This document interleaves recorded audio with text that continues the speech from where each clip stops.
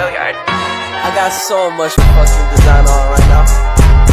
Break it down, bring it back, make it clap. I got 3 old thoughts, new guap, where that thing. Bitches on my line, and you know. Assalamualaikum warahmatullahi wabarakatuh. Di sini saya akan menjelaskan materi tentang implementasi kinerja dalam manajemen sumber daya manusia. Yang pertama ada tingkat kinerja. Tingkat kinerja dibagi menjadi 3. Yang pertama ada kinerja organisasi.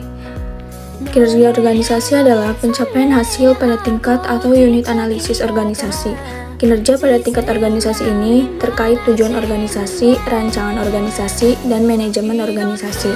Yang kedua ada kinerja proses. Kinerja pada proses tahapan dalam menghasilkan produk atau pelayanan. Ini dipengaruhi tujuan proses, rancangan proses, dan manajemen proses. Dan yang terakhir ada kinerja individu atau pekerjaan. Pencapaian atau efektivitas pada tingkat pegawai atau pekerjaan ini dipengaruhi tujuan pekerjaan, rancangan pekerjaan, dan manajemen pekerjaan serta karakteristik individu. Menurut Rumler dan Bridge pada tahun 1995. Selanjutnya ada garis besar kategori arti kinerja. Kinerja merujuk pengertian sebagai perilaku, merupakan seperangkat perilaku yang relevan dengan tujuan organisasi atau unit organisasi tempat orang bekerja. Kinerja merupakan sinonim dengan perilaku. Kinerja adalah sesuatu yang secara aktual orang kerjakan dan dapat diobservasi. Kinerja mencakup tindakan-tindakan dan perilaku yang relevan dengan tujuan organisasi. Kinerja bukan konsekuensi atau hasil tindakan, tetapi tindakan itu sendiri. Menurut Bernardin pada tahun 2001, kinerja merupakan catatan hasil yang diproduksi atau dihasilkan atas fungsi atau aktivitas selama periode waktu tertentu. Kinerja sebagai hasil bukan karakter sifat dan perilaku. Sedangkan menurut Richard pada tahun 2003, kinerja sebagai hasil juga terkait dengan produktivitas dan efektivitas. Produktivitas merupakan hubungan antara jumlah barang dan jasa yang dihasilkan dengan jumlah tenaga kerja, modal, dan sumber daya yang digunakan dalam produksi itu. Kinerja dan problematika dalam manajemen pengetahuan. Konsep kinerja dalam organisasi. Kinerja menurut Describer dalam Kamus Bantam English Dictionary pada tahun 1979 yang dikemukakan Prawiresantono 1999 berasal dari kata kinerja atau performance dari akar kata to perform, mempunyai beberapa entries. Yang pertama, melakukan, yaitu menjalankan atau melaksanakan. Yang kedua, memenuhi, yaitu menjalankan kewajiban suatu nazar. Yang ketiga, menjalankan karakter dalam suatu permainan. Yang keempat, menggambarkan dengan suara atau alat musik.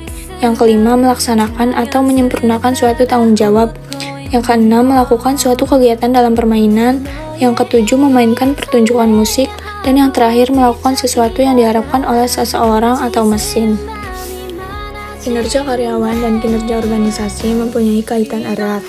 Tercapainya tujuan organisasi tidak lepas dari sumber daya yang dimiliki organisasi yang dipergunakan atau dijalankan karyawan yang berperan aktif sebagai pelaku dalam upaya mencapai tujuan organisasi tersebut.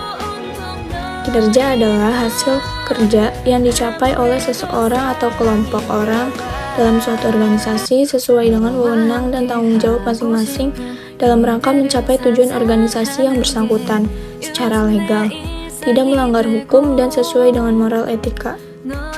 Selanjutnya ada unsur yang terdapat dalam kinerja. Yang pertama ada hasil-hasil fungsi pekerjaan. Yang kedua ada faktor-faktor yang berpengaruh terhadap prestasi kerja pegawai. Yang ketiga ada pencapaian tujuan organisasi. Yang keempat ada periode waktu tertentu. Yang kelima tidak melanggar hukum. Dan yang terakhir ada sesuai dengan moral dan etika. Selanjutnya ada pekerjaan dan kinerja organisasi. Fungsi pekerjaan atau kegiatan yang terkait kinerja organisasi atau perusahaan antara lain adalah strategi organisasi, pemasaran, operasional, sumber daya manusia, dan keuangan. Selanjutnya ada faktor peningkatan kinerja. Faktor pendorongnya antara lain yang pertama, audit modal intelektual bertujuan memonitor dan mengatur modal intelektual perusahaan. Yang kedua, audit modal intelektual memerlukan tim yang terdiri atas ahli strategi organisasi, keuangan, sumber daya manusia, analisis pengetahuan, properti intelektual, dan pemasaran. Sedangkan faktor penghambatnya antara lain yang pertama, masalah yang melekat dalam sistem pengukuran manajemen pengetahuan itu sendiri. Yang kedua, sulit mengidentifikasi hubungan langsung antara inisiatif manajemen pengetahuan dengan performansi perusahaan. Yang ketiga, manajemen biasanya meminta indikator kasat mata seperti dampak terhadap performansi keuangan dan operasional lainnya. Dan yang keempat, semakin beragam dan kompleksnya stakeholder atau pihak berkepentingan terhadap eksistensi perusahaan. 너와 함께 하고 싶은 일들을 상상하는 게 요즘 내 일상이 되고